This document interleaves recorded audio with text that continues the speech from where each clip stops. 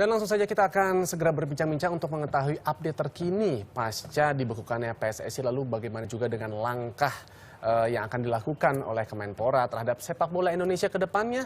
Pagi hari ini kami sudah menghadirkan Bapak Gatot Dewa Broto selaku jubir dari Kementerian Pemuda dan Olahraga. Selamat pagi, Pak. Selamat pagi, Mas Adrian. Dan juga ini saya sebutnya Abang nih karena dari Sumatera ya, Bang Aristo Pangaribu selaku Direktur Hukum PSSI gitu.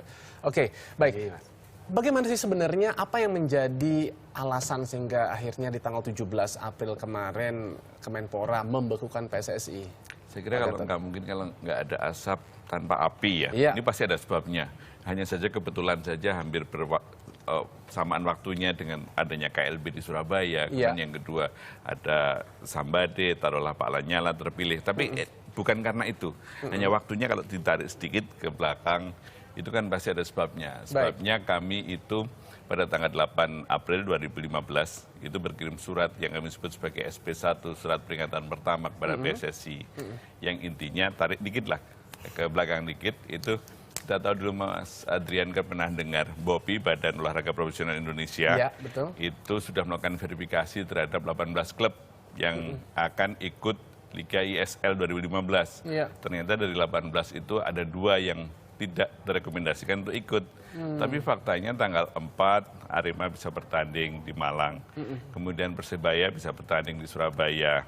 Nah itu dibiarkan sama PSSI. Padahal jelas sudah diingatkan kalau polisi itu membiarkan, fine. Mereka laporan kepada kami. Mereka tidak memberikan izin tapi hanya keamanan. Nah, PSSI-nya kami tanya melalui tanggal 8, kenapa kok dibiarkan? Lalu the next-nya, alasannya apa? Nggak nyambung ke kami. Kemudian the next-nya gimana? Harus ada langkah yang konkret untuk melarang. Sampai dengan tanggal 15 itu nggak dijawab, malam baru dijawab. Intinya, saya misalnya tanya Mas Adrian, kalau mau ke Bintaro dari arah sini lewatnya mana? Jawabannya kayak pergi dari sini mau ke Bekasi, nggak nyambung kan? Nggak nyambung, Jack, gitu ya. Turunlah SP2, SP2 itu nggak ada jawaban sampai SP3 itu tanggal 17 malam, tepatnya jam 18.40, itu adalah deadline. Nah setelah itu baru surat tanda tangani oleh Menpora. Jadi hanya kebetulan saja waktunya pas. Jadi bukan kayak ditunggu-tunggu supaya ketemu dengan KLB, itu enggak. Oke, tapi sebelum saya beralih ke Aristo, apa alasannya kenapa ada 4 klub itu tidak diizinkan untuk bertanding? Salah satunya Arema. Iya, ada 2 klub ya, yaitu Arema sama Persebaya. Oh, Arema Persebaya, baik. Jadi kami itu mengacu kepada statuta FIFA, statuta AFC, statuta. Bahkan uniknya itu ada statuta PSSI. Di situ beberapa persyaratan. Ada yang masuk grade A itu wajib. Lalu ke grade berikutnya itu tidak wajib. Nah, pada layer grade A yang juga disebut di FIFA dan juga disebut di PSSI, kayak misalnya SIUP, NPWP tentang tax obligation, itu tidak dipenuhi oleh 2 klub itu, tapi satu-satu. Misalnya Persebaya, dia ada masalah dengan masalahnya SIUP. Nah, kemudian Arema ada masalah dengan pajak. Ya, kami sebetulnya toleransinya sudah panjang, sudah kita berikan. Tapi finally mereka nggak bisa meyakinkan BOPI. BOPI kan di bawah kami. Akhirnya kami beritahukan kepada mereka bahwa Anda nggak bisa. Nah, ada perkembangan baru berikutnya. DPR tentu saja wajar kan, mereka minta, Pak Menpora ini jangan ditahan. Kalau bisa 18 ini maju semua. Pak Menpora akhirnya ya win-win solution lah dengan DPR. 18 bisa. 2 itu tambahan tadi dengan catatan kepada 2 itu harus bisa ditunjukkan kepada Menpora. Ini loh, di antara mereka kan ada konflik di internal Arema sama di internal Persebaya. Nah rupanya sampai boro-boro jangan sampai hari ini deh. Kemarin-kemarin aja nggak bisa nunjukkan pada kami bukti rekonsiliasinya. Kalau bisa dibuktikan kepada kami, nanti rekomendasi sambil jalan. Nah itulah awal masalahnya. Gitu. Oke, kalau dari PSSI terima nggak dibekukan? Begini, Mas Adrian, Pak Gatot nih saya sering ketemu Pak Gatot, sering ngobrol-ngobrol nggak di sini aja.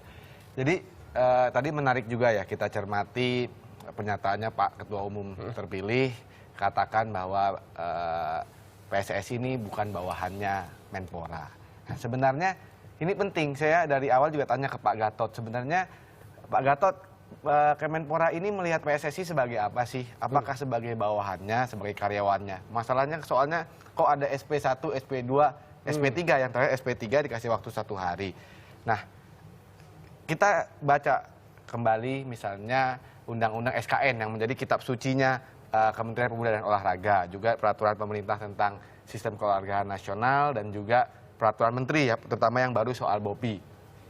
Di situ kalau kita lihat di pasal 1 angka 25 itu jelas dikatakan bahwa induk organisasi cabang olahraga itu harus menjadi bagian dari induk organisasi internasionalnya. FIFA maksudnya. Dalam hal ini FIFA, artinya dalam hal sepak bola ini ya PSSI menginduk ke FIFA.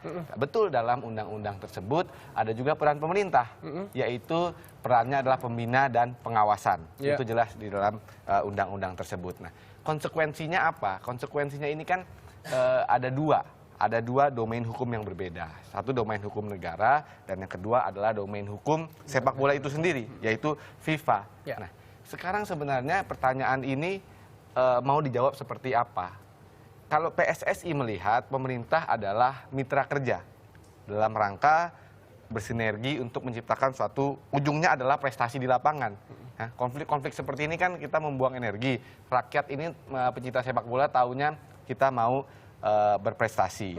Itu yang pertama. Yang kedua, masalah surat pembekuan Kemenpora. Ini agak sulit kami cerna ya di PSSI. Sebenarnya surat keputusan ini apa dasarnya? Karena yang pertama begini, Pak Gatot. Yang pertama, bukan hanya diktum surat keputusan itu bukan hanya tidak mengakui segala aktivitas PSSI. Yang kedua, tidak melarang pemerintah baik di pusat daerah memberikan fasilitas kepada PSSI. Dan yang ketiga, menurut saya yang paling ekstrim adalah segala keputusan PSSI, hasil kongres luar biasa ini dikatakan tidak memiliki kekuatan hukum yang mengikat. Begitu ya, Pak Gatot kira-kira diktumnya. Nah, pertanyaan saya, surat keputusan eksekutif ini kok bisa melampaui hal-hal seperti itu, yaitu mengatakan bahwa segala apa yang Anda keluarkan, kongres berkumpul para anggota PSSI itu tidak sah. Nah, sebenarnya Menpora ini bertindak sebagai apakah? Apakah ini dalam rangka pembinaan dan pengawasan? Karena coba kita lihat, PSSI itu apa sih sebenarnya? Kita lihat di statuta FIFA. PSSI itu adalah badan hukum privat. Dalam surat keputusan Menteri Kehakiman tahun 53, PSSI itu adalah namanya badan hukum perkumpulan. Badan hukum perkumpulan jelas, ada peraturan menterinya, nomor 6 tahun 2014 mengenai badan hukum perkumpulan, ada hukumnya, Kitab Undang-Undang Hukum Perdata, ada Statsblad-nya, lembaran negara ya pada waktu zaman Belanda. Kedaulatan ada di tangan anggotanya. Kementerian ini kok bisa masuk sampai sejauh itu, artinya tidak mengakui hasil kongres sebenarnya. Ini sebenarnya sudah menjalankan dua fungsi kementerian, fungsi eksekutif, pembinaan dan pengawasan yang mestinya kita duduk sama-sama, ya kita buat suatu perjanjian kerjasama mana yang menjadi kuenya Kemenpora, mana yang menjadi kuenya PSSI. Yang kedua, fungsi pengadilan, artinya menyatakan bahwa tidak memiliki kekuatan hukum mengikat, bahwa yang namanya perkumpulan itu kedaulatan ada di tangan anggotanya, Mas Adrian. Tidak bisa serta-merta dikatakan saya nggak mau akui aktivitasnya, segala yang kamu berkumpul, rapat-rapat kamu putuskan. Itu tidak memiliki kekuatan hukum. Ini kan ekstrim sekali. Tapi selama ini pernahkah terjadinya ada perkumpulan ataupun juga mediasi antara kementerian dan juga PSSI? Mungkin kalau untuk di kepengurusan yang baru, yang mungkin saat ini tidak diakui gitu oleh kementerian, itu mungkin pasti belum gitu. Tapi dengan PSSI yang sebelumnya, pernahkah ada sejarah itu? Beberapa kali bertemu. Saya pribadi pun beberapa kali ketemu Pak Gatot dengan Pak Ketua Umum, dengan Pak Sekjen, ketemu di kantor PSSI, ketemu di kantor Kemenpora, ketemu di kantor BOPI. Beberapa kali kita bicarakan. Nah, sebenarnya hal inilah sebenarnya yang saya mau tanyakan kepada Menpora tadi. PSSI ini dianggap apa sih? Pertama ya. Dianggap apa Pak Gatot? Saya kira menarik apa yang disampaikan Mas Haristo dan tidak sulit bagi saya untuk jawab ya. Yang pertama tadi kembali kepada apa yang disampaikan oleh Pak Lanyala. Kami ini bukan bawahannya Kemenpora. Kami juga nggak pernah menganggap PSSI itu bawahannya. Kami bicara tentang masalah undang-undang dulu. Di Undang-Undang SKN, yaitu Undang-Undang Nomor 3 Tahun 2005 tentang Sistem Keluarga Nasional disebutkan bahwa di situ menteri itu adalah menteri bertanggung jawab sebagai bertanggung jawab atau penanggung jawab bidang keolahragaan secara nasional ya. Bahkan langsung menukik tajam ke bawah kalau ada PP nomor 16 tahun 2007 itu di pasal 121 itu disebutkan kalau ada pelanggaran terhadap peraturan dalam lingkup kegiatan keolahragaan nasional itu yang bertanggung jawab dengan sanksi adalah menteri terkait, dalam hal ini adalah Menpora gitu. Dan itu apa sanksinya ada di pasal 122. Kemudian tadi disebutkan bahwa memang itu ada Mas Aristo mengatakan badan privat atau whosoever lah apa jawabannya gitu.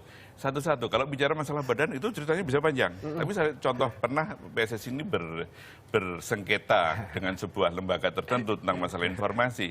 Di situ mengelak karena bukan sebagai badan publik, tapi faktanya itu badan publik.